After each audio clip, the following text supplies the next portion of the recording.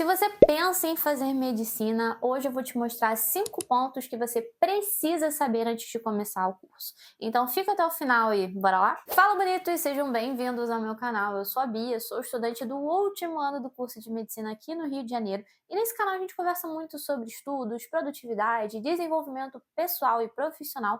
E hoje o nosso assunto é para você, meu querido, que quer fazer medicina. Vamos discutir 5 pontos essenciais que teriam me ajudado muito no início da faculdade se eu soubesse. Então eu trouxe para você não ficar por fora.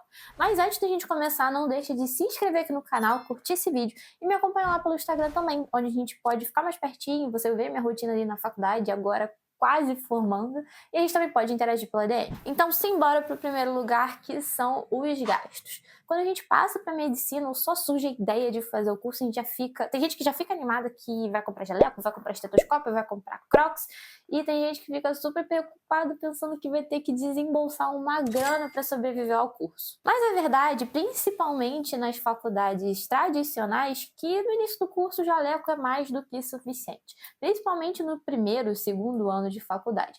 Algumas universidades que têm o método PBL talvez exijam que você tenha alguns outros materiais, mas a maior parte dos gastos fica então refletido aos materiais de exame físico, que são estetoscópio, esfigmo até mais baratinho, oxímetro, e você pode economizar por outro lado com livros, que muitas faculdades têm bibliotecas muito bacanas, e com um computador ou mesmo um tablet você consegue economizar muito dinheiro acessando PDFs disponíveis aí pela internet. Inclusive, no início da faculdade, em 2019, eu comprei esse meu guerreirinho aqui usado, que tá sobrevivendo até hoje nos meus estudos para as provas de residência. Inclusive, o primeiro vídeo aqui no canal é que eu falo sobre esse tablet. Eu recomendo que você tenha um tablet que dê para você grifar, dê para você anotar, e ele pode ser muito útil para você. Mas assim, também não é um gasto determinante, até porque as bibliotecas das universidades estão por aí, você pode pegar o livro na hora que você quiser. Só que ter um tablet ou um computador já te faz economizar a sua coluna, porque você não precisa ficar carregando tanto peso. Então aí, minha sugestão. E no geral, falando da minha experiência nos últimos 6 anos, eu gastei mais com coisas que eu queria, porque eu comprei o estetoscópio da marca que eu queria, da cor que eu queria, então gastei o dinheiro X. Eu também gastei indo para eventos como congressos, apresentar trabalhos. No geral foi isso, eu gastei mais com o que eu queria do que efetivamente precisava. Nenhum desses meus gastos mais supérfluos foram determinantes para minha formação, então aí já fica a dica. Em segundo lugar, temos o mito de que a vida depois do vestibular é muito mais tranquila. Sem dúvida, quando você passa, você tem que curtir suas férias, você tem que curtir a semana de recepção, seus veteranos fazendo gracinha, fazendo palhaçada, tudo isso você tem que aproveitar muito bem aproveitado, porque esse tempo não volta. Mas eu já vou te avisar que a faculdade, principalmente nos primeiros anos, pode ser bem puxada pela quantidade de conteúdo que você vai ter. Aí a gente sai daquele ritmo de estudar por questão, simulado, e vai para um outro ritmo completamente diferente, que é uma quantidade de matérias enorme, com um monte de trabalho, avaliação seriada, seminário, apresentação, tudo junto, e você tem que se organizar muito bem para não sair se perdendo. Eu lembro que no meu primeiro período eu fiquei desesperada com a quantidade de matéria. Eu tinha 17 anos, tinha acabado de sair do vestibular, cheguei na primeira aula de anatomia aterrorizada com o tanto de coisa que passaram na primeira aula e pensando, meu Deus, como é que vai ser a prova, que por sinal foi no meu aniversário.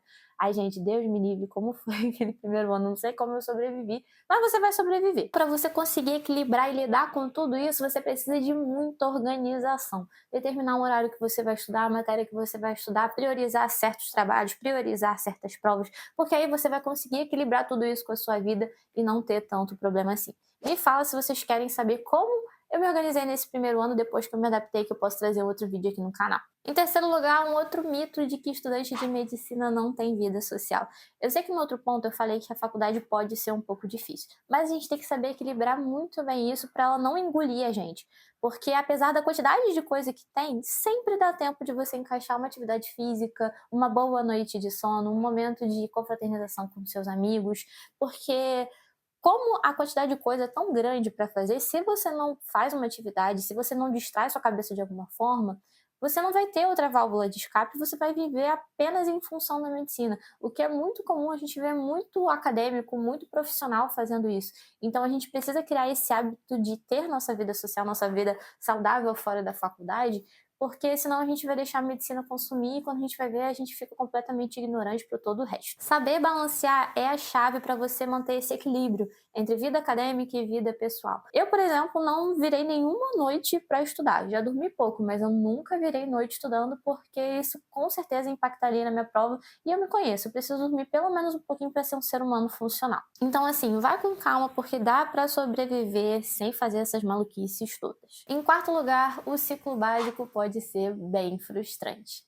Porque você passa para medicina e pensa logo no início, vou aprender a medir pressão, vou aprender a colher sangue, vou aprender a fazer um monte de coisa, vou entrar no hospital. Só que, quando a gente chega na faculdade, a gente é colocado numa sala com outras 100 pessoas na frente de um projetor com 200 slides em 3 horas de aula e a gente fica completamente frustrado porque não era aquilo que a gente imaginava. Não significa que todas as informações que passam para você no ciclo básico você vai precisar saber para se tornar um médico capacitado, não, calma. Mas as ideias gerais são boas, são uma base para você entender como as doenças funcionam, como elas chegam no organismo, como elas acometem o ser humano, como eu posso tomar uma conduta, como o medicamento funciona para determinada doença, como ele tem ação no corpo. Então, você saber essas informações iniciais sedimentam uma base para que você possa aprender o conteúdo mais lá na frente relacionado às doenças, condutas e tratamentos. E agora, em quinto lugar, é a importância de um hospital universitário. Se você está pensando em fazer medicina, escolhendo a universidade que você quer, eu vou te pedir, se você puder escolher, dentre todos os atributos da faculdade, escolha uma faculdade que tenha ou um hospital universitário próprio ou seja vinculado a um hospital universitário, porque eu tenho certeza que ele vai ser o ponto-chave na sua formação. A partir do segundo, terceiro ano de graduação, que a gente começa definitivamente a entrar no hospital universitário e a ter as matérias de clínica médica, semiologia, que a gente aprende a colher uma história de um paciente, fazer um exame físico decente, a gente começa a andar pelos corredores do hospital, frequentar os serviços do hospital. E se eu pudesse te dar uma dica em relação ao aprendizado, é você aproveitar esses momentos no hospital. Porque eu até hoje lembro de sinais de semiologia porque eu vi num paciente que estava internado na enfermaria.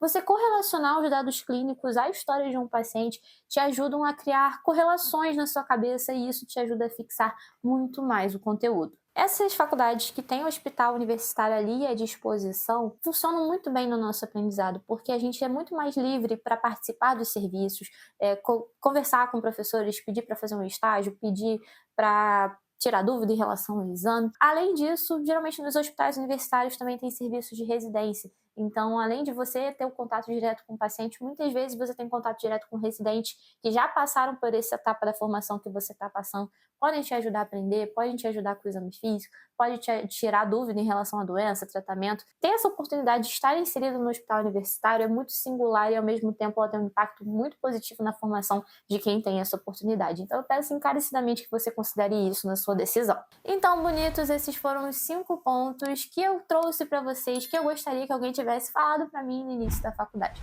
Por coincidência, alguns eu acabei acertando, como do hospital universitário, e outros eu acabei errando, como me afobar muito no ciclo básico. Mas essa etapa passa, eu tô aqui para ser sua irmã mais velha aqui na graduação de medicina e eu te desejo toda a sorte e sucesso no mundo.